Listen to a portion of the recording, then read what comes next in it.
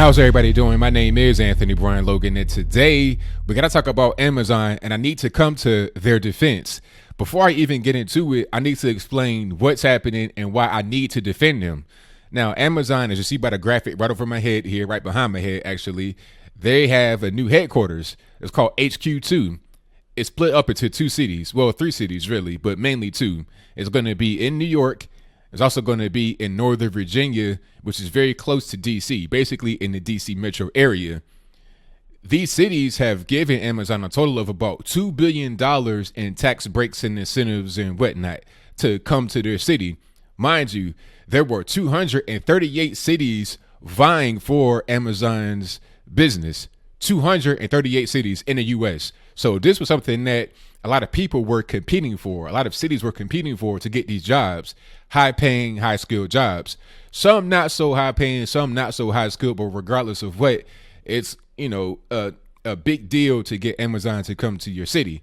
Now, there's controversy here. People like Alexandria Ocasio Cortez have come out and said this money could have been spent better. It could have gone towards crumbling infrastructure, the New York subway system, and whatnot. And my man right here, Tucker Carlson from Fox News, kind of agrees with her. Now, let's get into this video to see exactly what he says here.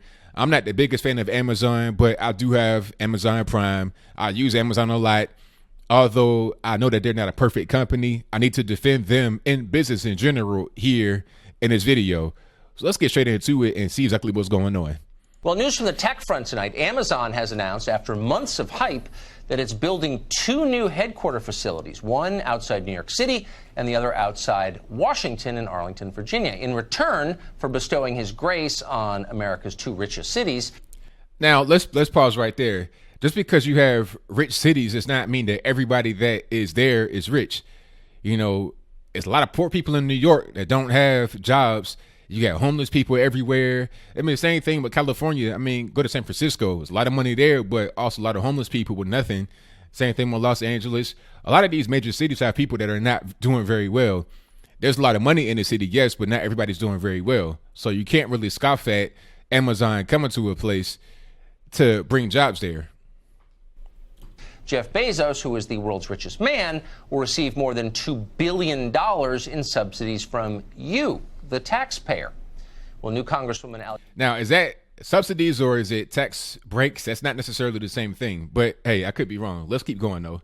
Alexandria Ocasio Cortez had this to say today, quote, Amazon is a billion-dollar company. The idea that it will receive hundreds of millions of dollars in tax breaks at a time when our subway is crumbling and our communities need more investment, not less, is extremely concerning to residents here. Now, okay, let's pause right there. Your community needs more investment. Now, if you're bringing 25,000 high-paying, high-skilled, and also not so high-skilled jobs that people in the community could use to bring more money into their own homes, to do more things for themselves, how is that not investing in the community? To me, that's exactly what that is. You got a lot of poor people that need jobs. Amazon's bringing 25,000 jobs. So why not? And again, like I said, you had 238 cities competing for this. So let's not act like this is just something that just, happens to just befall upon New York. But let's keep going. Hate to admit it, but Alexandria Ocasio Cortez has a very good point. Tucker Carl. Yeah, hey, I like you a lot, but sometimes you're not really on point. And I think this is one of those times. But let's keep going and see what he says. Brian Brendenberg is Associate Professor of Business and Economics at the King's College, and he joins us tonight. Professor, thank you very much for coming on. That's the only time I've ever agreed with Alexandria Ocasio Cortez, but it's hard to argue with the internal logic of her point. The richest man in the world just got $2 billion in taxpayer subsidies. Well, how does that work?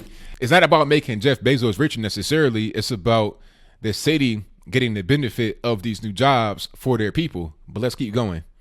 And he's been shopping around the country for 14 months, going to cities to see who will give him the best deal. I mean, is he shopping or is that the cities are trying to shop him? You had 238 cities that were fighting. I was in Virginia, and I remember, you had a lot of the politicians, a lot of the regular people just trying to do things to attract Amazon there. I mean, think about it. When I was in Virginia, for those of you who know, you know what I'm talking about, Portsmouth, Norfolk, a lot of people just not just underemployed, unemployed, and you could have Amazon come. Like, let's say they build a facility right there in downtown Norfolk or somewhere, Virginia Beach. I mean, that'll just be a big economic boost for the whole region. Not just Amazon's jobs that they have in their particular headquarters, but also the ancillary jobs, the subcontractors, the suppliers, the shipping, the trucking, all that can come as a result. So this is very important. It ain't just about my man right here, Jeff Bezos. It's about the economy of a place. But let's keep going. And he's shaken down New York City for about $1.5 billion, and he's done something similar down in Northern Virginia. And again, the whole point is he's trying to cozy up the politicians so that they will give him and his company, a $200 billion company, the biggest tax breaks around and put them in a position where they can fend off competitors for years to come because they're cozy with the rule makers. Wait, so you're saying that they're paying him to lobby them? And then you see Adam Schiff, the incoming chairman of the House Intelligence Committee, saying he's going to investigate the president for daring to criticize Jeff Bezos. Oh, yeah, no. It's making my head spin. Jeff Bezos is moving into town because he wants to control these narrative. He wants to control what's happening in the halls of power. He's already hired $13 million worth of lobbying and 100 lobbyists to deal with this. Now he's going to put 20,000 more people right next to D.C. and Northern Virginia to make sure every time there's an issue that affects Amazon, he has boots on the ground in the halls of Congress, in the offices of politicians to get his preferences passed, even if it means consumers and other small businesses lose out. This is all about getting his hands on the levers of power. Lobbyists don't have to necessarily be at a company that's right there. They can be all over the country. They can be on planes. They can live on the road, hotels. They can get stuff done that way. And they could be wherever they need to be to get things done. Just because you have an Amazon location in Northern Virginia, right outside of D.C., does not mean anything. That's really just kind of silly for him to say that. But at the end of the day, I mean, it's about jobs. Would you rather the jobs not be there? If Amazon says, okay, we have 25,000 jobs for your city, and we want to pick the best place, it's open for competition, what's wrong with the cities being able to give Amazon certain things to attract them there? We have a great location. We'll give you these tax breaks. We're good for business, low taxes. What's wrong with that?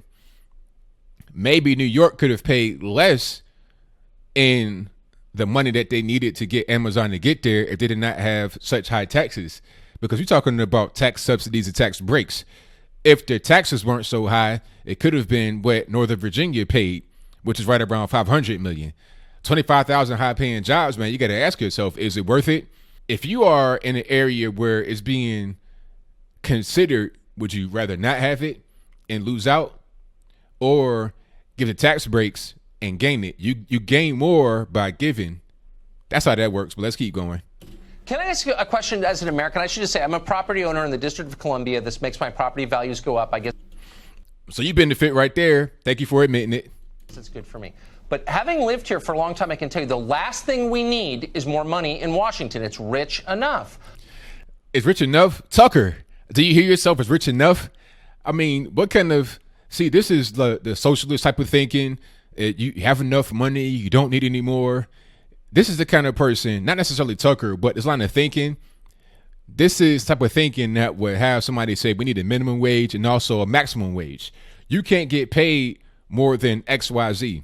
And if you do get paid more than XYZ, we're going to tax you to the point where we're going to take all that's on top. That's why rich companies leave an area and take their jobs with them. It's so simple. I don't understand why my man can't get it.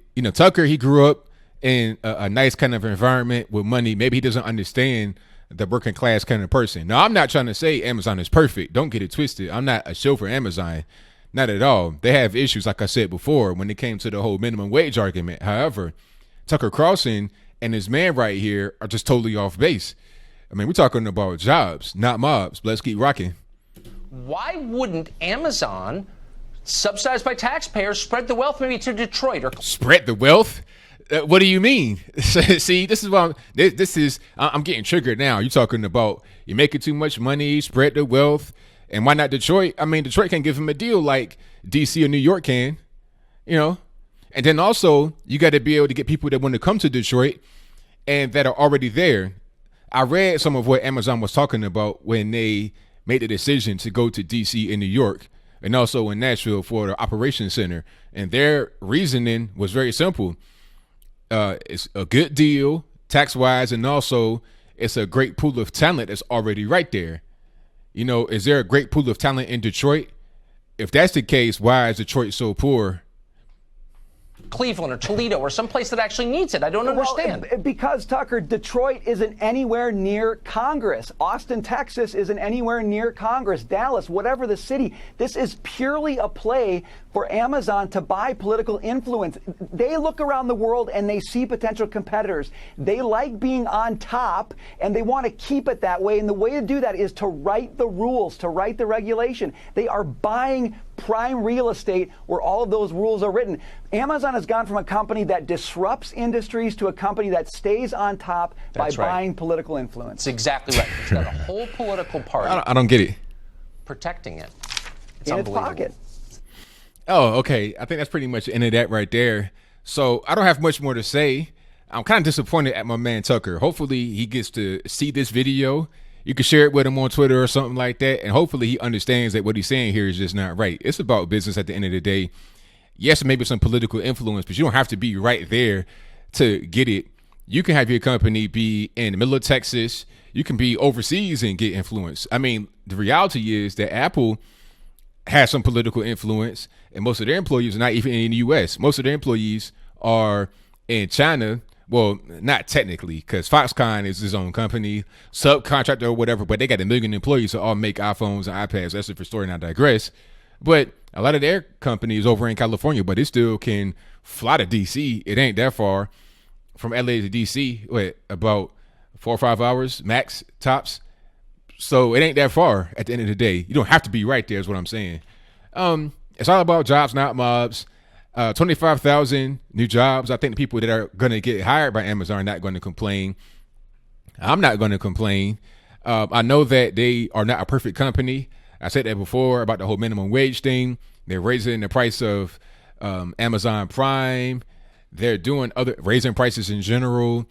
Took away certain benefits when it came to the pre-order of video games to cover up the $15 an hour minimum wage hike. But this is business. Walmart does this. A lot of other big companies, the tech industry does this. This ain't nothing new, man. So I think I pretty much leave it there. Oh, I got to say one more thing. In this piece, it should have been mentioned that Amazon is keeping these jobs on shore. 25,000 jobs in DC metro area. That's America. 25,000 jobs right up in New York. That's America. 1,000 jobs in Nashville, Tennessee. High paying, high skilled, some not so high paying, some not so high skilled, but jobs nonetheless. I think I pretty much beat that dead horse. So what do you think? Do you think I'm wrong here? Do you think that Amazon should not get any kind of tax breaks, tax incentives, or subsidies to come to a particular area?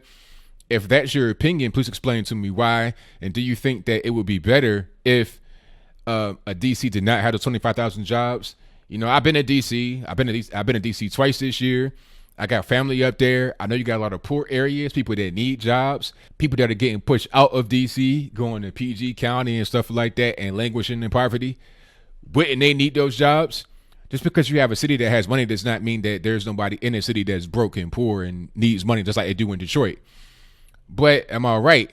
Is the whole tax thing good because you just are incentivizing companies to come to your place and invest?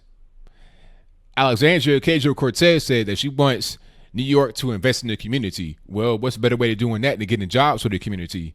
Which we want them just to fix our stuff for free, to put money into things that don't generate any revenue back, so you don't have any more money to put into the community for quote unquote free things.